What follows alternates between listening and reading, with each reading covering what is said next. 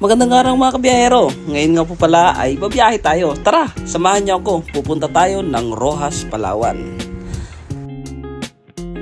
Ang ating nga po palang guest for today ay susunduin natin sa Panya Hotel. So hindi pa natin alam kung iilan sila. Pero sana ko konti lang para magaan sa biyahe. Alam niyo na, syempre gusto rin natin na magaan ang biyahe. At matagal-tagal din nga pala nang hindi natin ito nagagawa. Kaya samahan niyo ako sa ating biyahe ngayong araw na ito.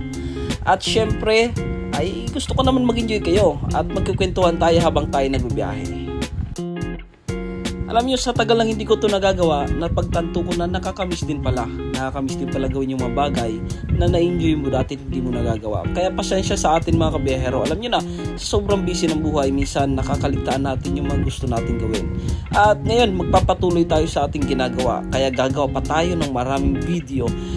Ito ay isang memories na ating iniipon. So hindi natin ito ginagawa para sabihin lang na makakita ng pera. Wala po tayong kinikitang pera dito. Pero syempre, para naman magkaroon tayo ng memories darating ang panahon na ikikwento natin ito sa ating mga anak. Makikita nila kung ano yung mga ginagawa natin at sa kanila, sa ating pagtanda ay hindi natin ito malilimutan. Parang na-pressure tuloy ako kasi naisip ko wala pa pala akong anak. Tongs. Ayan, so kung ano-ano na aking nasasabi. Ayan mga kabiyahero, nandito na pala tayo sa Panya Resort o sa Panya Hotel. Hindi ko sigurado kung ito ba talaga ay resort o hotel, pero ito ay napagandang lugar. Kaya sa mga gustong pumunta ng Palawan, highly recommended po ang lugar na ito. Malapit lang ito, located ito malapit sa Mitras Ranch.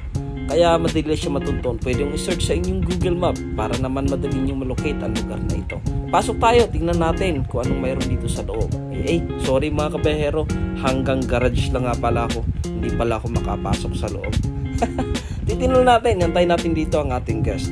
Para naman, mas mabuti nang mas maaga tayo kaysa tayo naman ang kanilang aantayin, di ba? Sinubukan kong i-record habang ako ay umaatras. Ganito pala ang itsura pag umatras. Mabuti na lang nakatint yung ating sasakyan, hindi nakikita ng mga tao sa labas. Baka ko'y pagtatawanan, tinan nyo, para akong bata, para akong ewan habang ito ang aking ginagawa.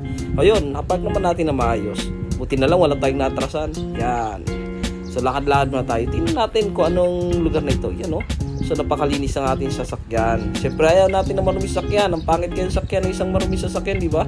Parang para sa akin hindi siya komportableng gamitin. Kaya mas gusto ko lagi malinis. Kaya tuwing garahe, naglilinis kaagad ako. Minsan ginagalitan na akin ng asawa.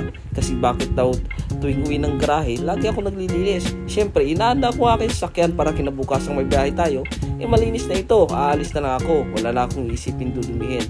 Ayan. So, tinitesting ko ngayon dito yung mga aircon natin. Kung malakas pa rin ba o mahina na.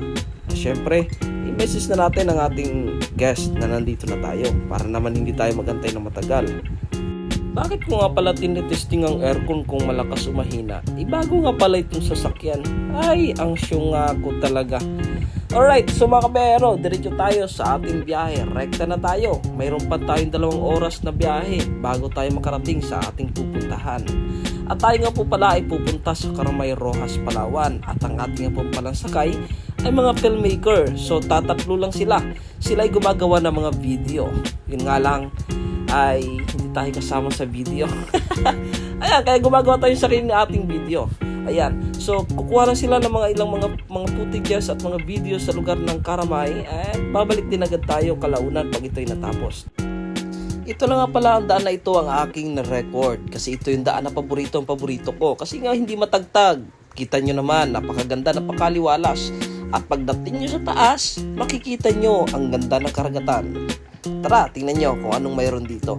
Ay sorry kabiyahero, hindi pala makuna ng ating video. Kasi hindi nga pala natin hawak yung ating camera sa oras na ito. Okay lang, bawi na lang ako sa sunod mga kabiyahero. So tingnan nyo na lang yung ganda ng daan. Kasi yung daan naman talaga yung piniplex ko, hindi yung dagat. Alright, so mga ilang oras na lang makakarating na tayo sa ating pupuntahan. Ito nga pala yung mga oras na nakakaantok na biyahe. Ang sarap sanang bilisin yung takbo. Kaso lang natutulog yung mga sakay ko. Bakit sila magising at bakit magtaka? Bakit ang bilis ng takbo namin? Joke lang mga kabiyahero. Nga pala, mabagal ang talong po takbo. Sa mga future na magiging guest ko at magiging pasahero, ang aking pinakabilis na takbo, 80 lang. 80 to 90 kilometers per hour lang. Kaya minsan, diadaanan lang ako ng ibang mga biyahero. Alright, nandito na nga pala tayo sa Karamay Rojas, Palawan. Ito nga pala ay isang church ng Catholic Church. So ito nga pala ay along the way lang, madali lang makita kapag kayo pupunta ng parteng norte ng Palawan. So nandito ako ngayon sa kilometer 107. So papunta ka ng Puerto, 107 ang ayaw rin tatakbuhin. So ibig sabihin ito ay 107 kilometer. Thus 107 din yung papuerto. Yes, tama po. Kasi tayo po ay nanggaling sa Puerto, nandun yung kilometer 0. Ayan, so patulog-tulog lang, piling gwapo, pasalamin-salamin. Akala mo naman talaga gwapo, ano?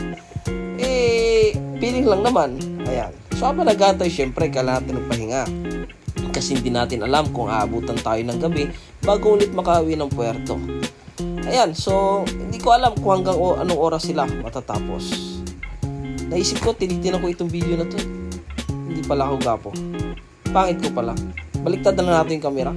So ito, habang nagpapahinga, syempre para makatipid tayo sa fuel, hindi tayo nagpapaandar ng aircon o hindi tayo nagpapaandar ng engine.